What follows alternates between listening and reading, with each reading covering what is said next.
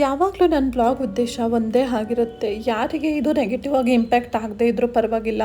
ಒಬ್ಬರನ್ನಾದ್ರೂ positive ಆಗಿ ಲೈಫ್‌ನ change ಮಾಡಿದರೆ, ಹಾಗೆ ಅವರಲ್ಲಿ ಆಗ್ತಿರುವಂತಹ ಎಷ್ಟೋ ಮಿಸ್ಟೇಕ್ಸನ್ನು ಅವಾಯ್ಡ್ ಮಾಡೋದು ಹೇಗೆ ಅಂತ ಅವ್ರಿಗೆ ಗೊತ್ತಾರೆ ಸಾಕು, ಸ್ವಲ್ಪಾದ್ರೂ ಮೋಟಿವೇಟ್ ಆಗಲಿ ಅಂತ ಹೇಳಿ. ಸೊ ನಾನು ನಿನ್ನೆ ಹಾಕಿದಂತಹ ವೀಡಿಯೋಗೆ ವ್ಯೂಸ್ ತುಂಬಾ ಕಡಿಮೆ ಬಂದಿತ್ತು. ಹಾಗಂತ ನಾನೇನು ಬೇಜಾರು ಮಾಡ್ಕೊಳ್ಳಿಲ್ಲ, ಬಿಕಾಸ್ ನನಗೆ ಅದೇನು ವಸ್ತು ಕೂಡ ಅಲ್ಲ. ಹಾಗೆ ಇನ್ಸ್ಟಾಗ್ರಾಮಲ್ಲಿ ನನಗೆ ಒಬ್ಬರು ಫಾಲೋವರ್ ಕೂಡ ಮೆಸೇಜ್ ಮಾಡಿದರು ನಿನ್ನೆ.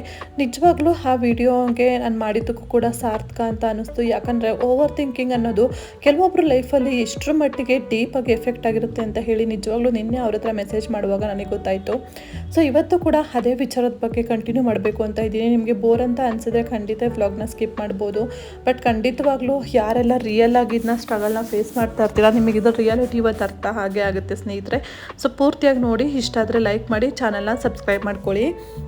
ಸ್ನೇಹಿತರೆ, ಕೆಲವೊಮ್ಮೆ ನಾವು ಹೊರಗೆ ನಗ್ತಿರ್ತೀವಿ, ಆದರೆ ಒಳಗೆ ಮಾತ್ರ ಸಾವಿರ ಥಾಟ್ಸ್ಗಳು ನಮಗೆ ನಡೀತಿರುತ್ತೆ. ರಾತ್ರಿ ಎಲ್ಲರೂ ನಿದ್ದೆ ಮಾಡಿರೋ ಸಮಯದಲ್ಲಿ ನಮ್ಮ ಮೈಂಡ್ ಮಾತ್ರ ಸೈಲೆಂಟಾಗಿರೋದೇ ಇಲ್ಲ. ನಾಳೆ ಏನಾಗುತ್ತೆ, ನನ್ನ ಲೈಫ್ ಸರಿಯಾಗುತ್ತಾ ಅಥವಾ ನಾನು ಮಾಡ್ತಿರೋದು ಕರೆಕ್ಟಾ, ಇಂತಹ ಕ್ವಶನ್ಸ್ ನಮಗೆ ಮತ್ತೆ ಮತ್ತೆ ಮೈಂಡಲ್ಲಿ ಬರ್ತಿರುತ್ತೆ. ಅದೇ ಓವರ್ ಥಿಂಕಿಂಗ್. ನಿಜ ಹೇಳ್ಬೇಕಂದ್ರೆ ಓವರ್ ಥಿಂಕಿಂಗ್ ನಮ್ಮ ಹ್ಯಾಪಿನೆಸ್ಸನ್ನು ನಿಧಾನವಾಗಿ ಕದ್ಕೊಳ್ಳುತ್ತೆ ಅಂತಲೇ ಹೇಳ್ಬೋದು. ಚಿಕ್ಕ ಸಮಸ್ಯೆಯನ್ನು ಅದು ದೊಡ್ಡದಾಗಿ ಫೀಲ್ ಮಾಡಿಸುತ್ತೆ. ಇನ್ನು ಆಗದೇ ಇರೋ ವಿಷಯಕ್ಕೂ ಕೂಡ ಭಯನ ಹುಟ್ಟಿಸುತ್ತೆ ಅಂತಲೇ ಹೇಳ್ಬೋದು. ಕೆಲವೊಮ್ಮೆ ನಾವು ಎಲ್ಲರಿಗಾಗಿ ಕೂಡ ಸ್ಟ್ರಾಂಗ್ ಆಗಿರ್ತೀವಿ, ಆದರೆ ನಮ್ಮ ಓನ್ ಮೈಂಡ್ ಜೊತೆ ಫೈಟ್ ಮಾಡೋದು ಮಾತ್ರ ನಮಗೆ ತುಂಬಾ ಡಿಫಿಕಲ್ಟ್ ಅಂತ ಅನಿಸುತ್ತೆ. ಇನ್ನು ಒಂದು ಮಾತು ನೆನ್ಪಿಟ್ಕೊಳ್ಳಿ ಸ್ನೇಹಿತರೆ, ನೀವು ಯೋಚಿಸ್ತಿರೋ ಪ್ರತಿಯೊಂದು ನೆಗೆಟಿವ್ ಥಿಂಕಿಂಗ್ ಕೂಡ ನಿಜ ಆಗಿರೋದಿಲ್ಲ. ಕೆಲವೊಂದು ಫಿಯರ್ಸ್ ಇರ್ಬೋದು ಅಥವಾ ಕೆಲವೊಂದು ಡೌಟ್ಗಳು ನಮ್ಮ ಮೈಂಡ್ ಕ್ರಿಯೇಟ್ ಮಾಡಿರುವಂತಹ ಸ್ಟೋರೀಸ್ ಅಷ್ಟೇ. ಲೈಫಲ್ಲಿ ಎಲ್ಲ ಆನ್ಸರ್ ಕೂಡ ಇಮಿಡಿಯೇಟಾಗಿ ಸಿಗಬೇಕು ಅಂತ ಏನಿಲ್ಲ, ಹಾಗೆ ಸಿಗೋದು ಕೂಡ ಇಲ್ಲ. ಕೆಲವೊಮ್ಮೆ ಕಾಮಾಗಿ ವೆಯ್ಟ್ ಮಾಡಬೇಕು, ಟ್ರಸ್ಟ್ ಮಾಡಬೇಕು, ನಮ್ಮನ್ನು ನಾವು ಹ್ಯಾಂಡಲ್ ಮಾಡ್ಕೋಬೇಕು ಆ ಟೈಮಲ್ಲಿ. ಹಾಗೆ ನೀವು ಟಯರ್ಡ್ ಆಗಿದ್ದರೆ ಸ್ವಲ್ಪ ರೆಸ್ಟ್ ತೊಗೊಳ್ಳಿ, ಆದರೆ ಪ್ಲೀಸ್ ನಿಮ್ಮನ್ನು ನೀವು ಯಾವತ್ತೂ ಕೂಡ ಹೇಟ್ ಮಾಡ್ಕೋಬೇಡಿ. ಯಾಕಂದರೆ ನೀವು ವೀಕ್ ಅಲ್ಲ, ಹಾಗೆ ನೀವು ಬ್ರೋಕನ್ ಕೂಡ ಅಲ್ಲ. ನೀವು ತುಂಬ ಓವರ್ ಥಿಂಕ್ ಮಾಡ್ತಿರೋ ಒಬ್ಬ ಸಾಫ್ಟ್ ಹಾರ್ಟೆಡ್ ಪರ್ಸನ್ ಆಗಿರ್ತೀರಾ ಅಷ್ಟೇ. ಇವತ್ತಿಂದ ಒಂದು ಪ್ರಾಮಿಸ್ ಮಾಡ್ಕೊಳ್ಳಿ, ಪಾಸ್ಟ್ ಬಗ್ಗೆ ಹೆಚ್ಚು ನಾನು ರಿಗ್ರೆಟ್ ಮಾಡೋದಿಲ್ಲ, ಹಾಗೆ ಫ್ಯೂಚರ್ ಬಗ್ಗೆ ಅನ್ನೆಸೆಸರಿ ಫಿಯರ್ ಕೂಡ ಮಾಡೋದಿಲ್ಲ. ಇವಾಗಿರುವ ಮೂಮೆಂಟ್ಸಲ್ಲಿ ಹ್ಯಾಪಿಯಾಗಿರೋಕ್ಕೆ ಟ್ರೈ ಮಾಡ್ತೀನಿ ಅಂತ ಅಂದ್ಕೊಳ್ಳಿ, ಹಾಗೆ ಅದನ್ನು ನಂಬಿ. ಸ್ಲೋಲಿ ನಿಮ್ಮ ಮೈಂಡ್ ಕೂಡ ಕಾಮ್ ಆಗುತ್ತೆ, ಹಾಗೆ ನಿಮ್ಮ ಸ್ಮೈಲ್ ಕೂಡ ಮತ್ತೆ ಜಾಸ್ತಿ ಆಗುತ್ತೆ. ಹಾಗೆ ಅದೇ ಫೇಸ್ ನಿಮಗೆ ಲೈಫ್ ಲಾಂಗ್ ಅಂದರೆ ನೀವು ಒಂದು ಮ್ಯಾನೇಜ್ ಮಾಡೋದಕ್ಕೆ ತುಂಬಾ ಹೆಲ್ಪ್ ಆಗುತ್ತೆ ಅಂತಲೇ ಹೇಳ್ಬೋದು. ಹಾಗೆಯೇ ಕೂಡ ಯಾರಿಗಾದರೂ ಈ ವಿಡಿಯೋನ ದಯವಿಟ್ಟು ಶೇರ್ ಮಾಡಿ. ಯಾಕಂದರೆ ಕೆಲವೊಬ್ಬರು ಓವರ್ ಥಿಂಕ್ ಮಾಡ್ತಾ ಇದ್ದೀವಿ ಅಂತ ಒಪ್ಕೊಳ್ಳೋಕ್ಕೂ ಕೂಡ ರೆಡಿ ಇರೋದಿಲ್ಲ ಅಲ್ವಾ. ಒಪ್ಕೊಂಡ್ರೆ ಏನಂತಾರೋ ಏನೋ, ಮತ್ತು ಆಮೇಲೆ ನೀನು ಹಾಗೆ ಮಾಡ್ತೀಯಾ ಹೀಗೆ ಮಾಡ್ತೀಯಾ. ಇನ್ನು ಕೆಲವೊಬ್ಬರಂತೂ ಸ್ವಲ್ಪನೂ ಅವ್ರಿಗೆ ಅದ್ರ ಬಗ್ಗೆ ನಾಲೆಡ್ಜೇ ಇರೋಲ್ಲ. ಏನಾದರೂ ಓವರ್ ಥಿಂಕಿಂಗ್ ಅಂತ ಹೇಳಿದ ತಕ್ಷಣ, ನೀನು ಡಿಪ್ರೆಷನ್ಗೆ ಹೋಗಿರ್ತೀಯ ಬಿಡು, ಸೊ ನಿನಗೇನೋ ಸೈಕಿಯಾಟ್ರಿಕ್ ಪ್ರಾಬ್ಲಮ್ಸ್ ಇದೆ ಬಿಡು, ಅದಕ್ಕೆ ಈ ಥರ ಎಲ್ಲ ಹೇಳ್ತಿದ್ಯಾ ಅಂತ ಹೇಳಿ ತುಂಬಾ ಕೀಳಾಗಿ ಮಾತಾಡ್ತಾರೆ. ಸೊ ನಾನು ಹೇಳೋದು, ಯಾಕೆ ಅವ್ರ ಬಗ್ಗೆ ಎಲ್ಲ ಅಷ್ಟು ತಲೆ ಕೆಡಿಸ್ಕೊತೀರಾ? ನಿಮ್ಮ ಮೆಂಟಲ್ ಹೆಲ್ತ್ ಹಾಗೆ ಫಿಸಿಕಲ್ ಹೆಲ್ತ್ ಹೇಗಿದೆ ಅದ್ರ ಬಗ್ಗೆ ಕಾನ್ಸಂಟ್ರೇಟ್ ಮಾಡಿ. ನಿಮ್ಮ ಲೈಫಲ್ಲಿ ಏನೆಲ್ಲ ನಡೀತಾ ಇದೆ ಅದನ್ನು ನೀವು ಯಾವ ಥರ ಹ್ಯಾಂಡಲ್ ಮಾಡ್ಬೋದು ಅಂತ. ನಾವು ನಮ್ಮನ್ನು ಬಿಟ್ಟು ನಮ್ಮ ಸುತ್ತಮುತ್ತ ಇರೋ ಜನಗಳ ಬಗ್ಗೆ ತುಂಬ ಕಾನ್ಸಂಟ್ರೇಟ್ ಮಾಡೋಕ್ಕೆ ಹೋದಾಗ ನಮ್ಮ ಲೈಫಲ್ಲಿ ನಾವು ನಮಗಿಂತ ಅಂದರೆ ನಮಗಾಗಿ ನಾವು ಬದುಕೋದಕ್ಕಿಂತ ಬೇರೆಯವ್ರಿಗಾಗಿ ಬದುಕೋದೇ ಜಾಸ್ತಿ ಆಗಿಬಿಡುತ್ತೆ ಸ್ನೇಹಿತರೆ. ಹಾಗಾಗಿ ಆದಷ್ಟು ಕೂಡ ಆ ಒಂದು ವಿಚಾರನ ತಲೆಯಿಂದ ಅತಿಯಾಗಿ ಥಿಂಕ್ ಮಾಡೋದನ್ನ ತೆಗೆದಾಕ್ಬಿಡಿ. ಆವಾಗ ಮಾತ್ರ ನಿಮ್ಮ ಲೈಫಲ್ಲಿ ನೀವು ಅಂದ್ಕೊಂಡಿದ್ದ ರೀತಿಯಲ್ಲಿ ಸಕ್ಸಸ್ ಆಗೋದಕ್ಕೆ ಸಾಧ್ಯ ಆಗುತ್ತೆ. ಅಟ್ಲೀಸ್ಟ್ ಸಕ್ಸಸ್ ಸಿಗ್ತಾ ಇಲ್ಲ ಅಂದರೂ ಆ ಒಂದು ದಿನನ ಪೀಸ್ಫುಲ್ಲಾಗಿ ಸ್ಪೆಂಡ್ ಮಾಡೋಕ್ಕಾದ್ರೂ ಸಾಧ್ಯ ಆಗುತ್ತೆ.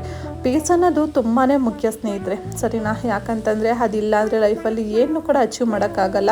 ಬೇರೆಲ್ಲನೂ ಕೂಡ ನಾವು ಮಾತಿಗೆ ಹೇಳ್ಬೋದು ಅಷ್ಟೇ, ಬಟ್ ಅಂದ್ಕೊಂಡಿದ್ದ ರೀತಿಯಲ್ಲಿ ಎಲ್ಲನೂ ಜೀವನ ಸಾಗೋದಿಲ್ಲ.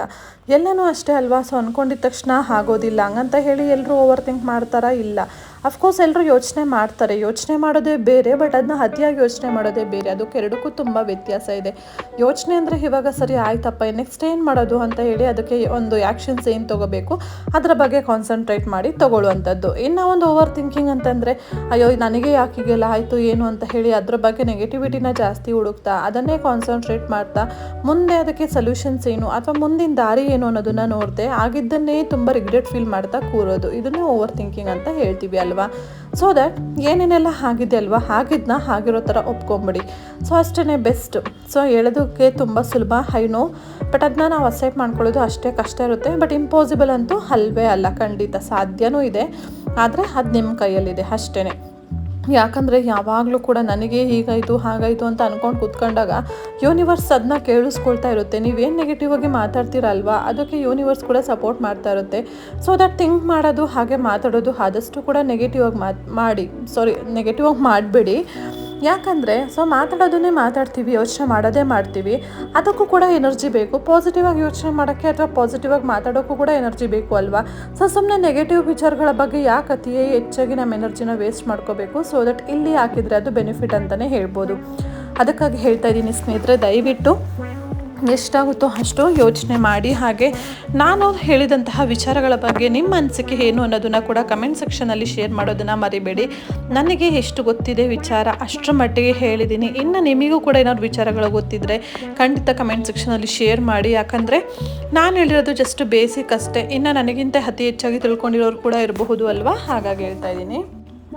ಇದೇ ಥರ ಇನ್ನೂ ಯಾವುದಾದ್ರು ಟಾಪಿಕ್ ಮೇಲೆ ವೀಡಿಯೋಸ್ ನಿಮಗೆ ಬೇಕು, ನಿಮಗೆ ಸ್ವಲ್ಪ ಮೋಟಿವೇಟ್ ಆಗುತ್ತೆ, ಅಥವಾ ನಿಮಗೆ ಬೇರೆ ಏನಾದ್ರು ನಾಲೆಡ್ಜ್ ಬೇಕು ಅಂತ ಅಂದರೆ ಖಂಡಿತ ನನಗೆ ಕಮೆಂಟ್ ಸೆಕ್ಷನಲ್ಲಿ ಶೇರ್ ಮಾಡಿ. ಆ ವಿಚಾರಗಳ ಬಗ್ಗೆ ನಿಮ್ಮ ಹತ್ರ ಶೇರ್ ಮಾಡ್ಕೊಳ್ಳೋಕ್ಕೆ ನಾನು ಕೂಡ ತುಂಬಾ ಇಷ್ಟಪಡ್ತೀನಿ. ಹಾಗೆ ಬ್ಲಾಗಲ್ಲಿ ಇತ್ತೀಚೆಗೆ ನಾನು ಜಾಸ್ತಿ ಮಿನಿ ಬ್ಲಾಗ್ಸ್ಗಳನ್ನ ಶೇರ್ ಮಾಡ್ತಾಯಿದ್ದೀನಿ.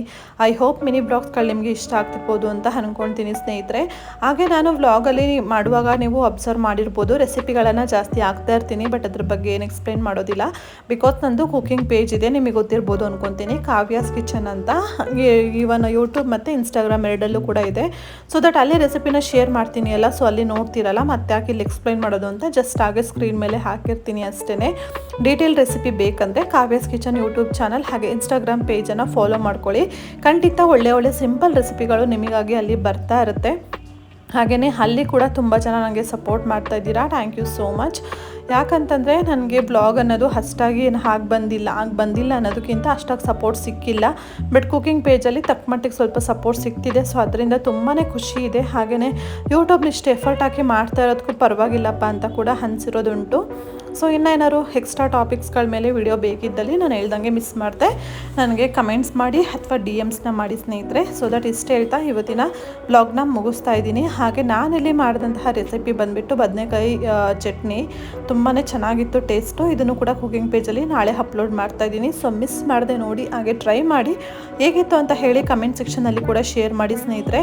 ಖಂಡಿತ ಅನ್ನ, ರೊಟ್ಟಿ, ಚಪಾತಿ ಎಲ್ಲದರ ಜೊತೆ ಕೂಡ ಕಾಂಬಿನೇಷನ್ ಸೂಪರಾಗಿರುತ್ತೆ. ನಾನು ಇದನ್ನು ರೊಟ್ಟಿ ಜೊತೆ ತಿಂದಿದ್ದೆ, ಕಾಂಬಿನೇಷನ್ ಅಂತೂ ಸಖತ್ತಾಗಿತ್ತು. ಇವನ್ ನಾನು ಇದನ್ನ ಸೆಕೆಂಡ್ ಟೈಮ್ ಟ್ರೈ ಮಾಡಿದ್ದು. ಸೊ ದಟ್ ತುಂಬಾ ಇಷ್ಟ ಆಯಿತು ಅಂತಲೇ ಹೇಳ್ಬೋದು. ಇವಾಗ ಬೆಂಗಳೂರಲ್ಲಿ ಬರೀ ಮಳೆ ಬರ್ತಾ ಇದೆ ಅಲ್ವಾ, ಒಂದೊಳ್ಳೆ ಕಾಂಬಿನೇಷನ್ ಅಂತಲೇ ಹೇಳ್ಬೋದು ಊಟಕ್ಕೆ. ಸೊ ನೀವು ಕೂಡ ಟ್ರೈ ಮಾಡಿ, ಮಿಸ್ ಮಾಡಿದೆ, ಓಕೆನಾ. ಸೊ ಇಷ್ಟು ಹೇಳ್ತಾ ಇವತ್ತಿನ ಬ್ಲಾಗ್ನ ಇಲ್ಲಿಗೆ ಏನು ಮಾಡ್ತಾ ಇದ್ದೀನಿ. Thank you so much for watching until and take care, bye.